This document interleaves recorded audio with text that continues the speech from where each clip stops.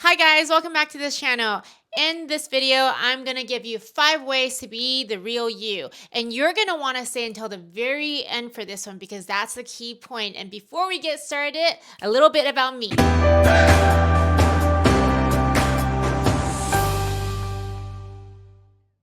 So I want to start with a question that was asked me on my Facebook account.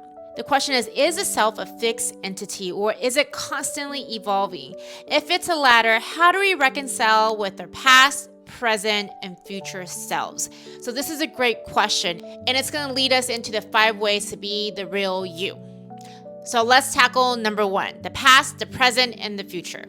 How many of you guys had woke up, you're thinking about the past, and you're thinking about all the mistakes that you made, you end up talking yourself down? I know I went through that. So if you felt that way, you're not alone. So one thing I want to encourage every single person that's watching this, when you wake up in the morning, don't be defined by the memory of the past, the mistakes of the past. Sure, there are things we could do better, but at the moment we didn't know. But when you wake up, be defined by the vision of the future. And there is this moment of what we call now. The moment right now, which is called present, it's a gift. Right now is a time where we could define the future. Whatever we do right now is going to create the next. I remember my therapist told me before, regret is a useless energy because we can't change the past. We can learn from the past.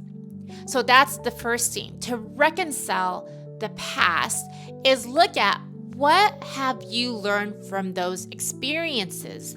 Everything that you have learned, it's building you up to become somebody. I will tell you, my biggest lessons are from my biggest falls, my biggest failures. Failing is not an identity, by the way. FAIL means first attempt and learning. The thing is, to be the real you is to own up to it. Don't be ashamed about it. Don't be shy about it. I'll tell you this, I've been fired before. I had business partner breakups. I've been rejected multiple times. I went through a divorce. And I used to be very, very ashamed of all of that. I was ashamed of my upbringing. I didn't grow up from a great family. But now today, I own up to it. And that's how I reconcile because I changed the story that I have. Every single thing I went through in the past has built me up to who I am today. I'm not perfect.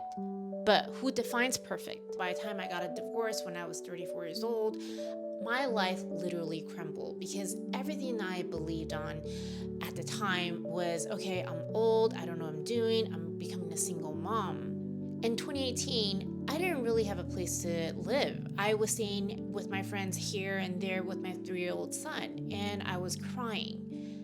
And that was the moment he looked at me. He said, "Mommy, why are you crying?" And then I looked at him and I experienced a shift. And that was the moment I made a decision.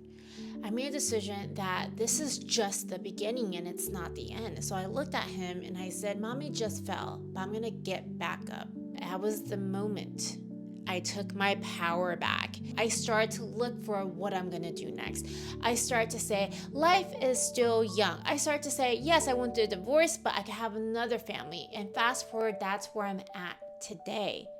But going through all of that process, I had to go through a lot of healing, which will lead me to number 2. The number 2 is the nature of self is always evolving. When you look at this from the past, I made a lot of mistakes in the past at which I could do better. But I was making decisions on the highest awareness that I know because I've never done it before. Why is it so many people when they first start out, they're like, oh, I don't know what I'm doing, which is true. When I first started to make movies, when I first started to become a coach, when I first started to speak, I don't know what I'm doing. And the truth is making this YouTube channel, I don't really know what I'm doing, but I know I'm taking the action so I could learn along the way. It's a process. So we're always evolving because while you are doing better and better by every single try, what happened is you're growing. You have more knowledge, more experience, more wisdom. So we're always going to evolve. I want you to think about one thing. My son, who's 10 years old, $100 to him means so much. But as an adult, not so much. Why is that? Because I've grown. I learned how to earn $100. So my goal keeps reaching higher and higher and higher, because the more you do something, it's going to be easier. So I know if I keep making this YouTube channel, and I made that decision, I'm going to do that. By keep making the videos, I'm going to get better and better and better and better and better. And it's going to become easy and effortless. The thing is, we're always evolving as a human being. When you look at relationships, one of the reasons why a lot of relationships don't work out is usually one person will outgrow another, because we're growing. If you're not growing, you're dying. Have you ever experienced in a situation where you learn something new at work, or you learn something new in a situation, you just feel really good? And that feeling of really good is actually more rewarding than the monetary. I definitely felt that way before. So this leads to number 3, which is forgiveness. The power of forgiveness. As I mentioned before, I've been hurt. I went through divorce, I've been fired, I had partnership fallout, I had people talking behind my back and got back to me. And it was very, very hurtful, so much so that I was paralyzed. But then my mentor told me, you gotta forgive. It felt impossible, because I'm like, all these guys, all these people, they were just hurting me. But here's what I've learned about the power of forgiveness is it's a change of perception. And what I've learned the most is forgiving myself. When I look at the past of all the mistakes I've done, I would be like, oh my gosh, what was I doing? This is so stupid. And believe me, if you put a mic next to my head, it is criminal how I speak to myself. And the most rewarding thing is to really forgive myself, because we're usually the hardest on ourselves. Let's talk about Ho'opono. Ho'opono is an ancient Hawaiian practice, and it is a self-healing process that allows you to take self-responsibility. It's really 4 very simple mantras. I'm sorry, please forgive me, thank you, and I love you. So let's break this down a little bit even more. When I'm saying I'm sorry, I'm really forgiving anything that I have caused in this situation. And usually it's from the past, right? Because you feel bad for something that happened. Please forgive me. It's apologizing and forgiving myself if I have caused any harm knowingly or unknowingly, because sometimes things just happen. Thank you. And when you say thank you, it gives you yourself the opportunity to heal. And when you say I love you, it shows a lot of appreciation for yourself and it create connections with others. By healing ourselves, we contribute to healing the external world. It's all about clearing energy and restoring harmony. These are the 4 mantras that you could carry around with you for forgiveness, forgiving yourself, and then as we also forgive others. Remember, forgiveness, forgiving someone is a change in perception. In other words, when we do that, we're taking that power back.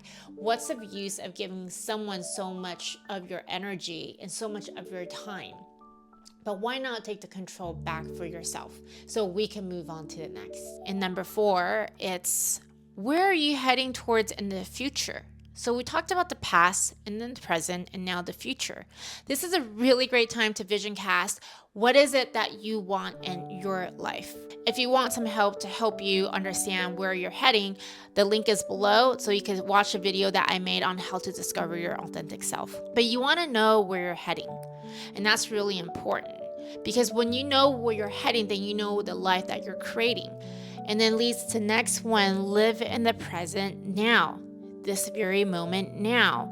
Don't live in the past. You visualize the future of where you're heading. It is now where you start to take action.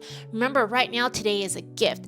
It is a present that you have for yourself. What kind of actions and decisions are you making for yourself? Are you leading yourself there? Every single moment, once it's gone, it's not coming back. Here's the thing. Whatever it comes down here, that's the past. It's not going anywhere. Here is the now. These are the future.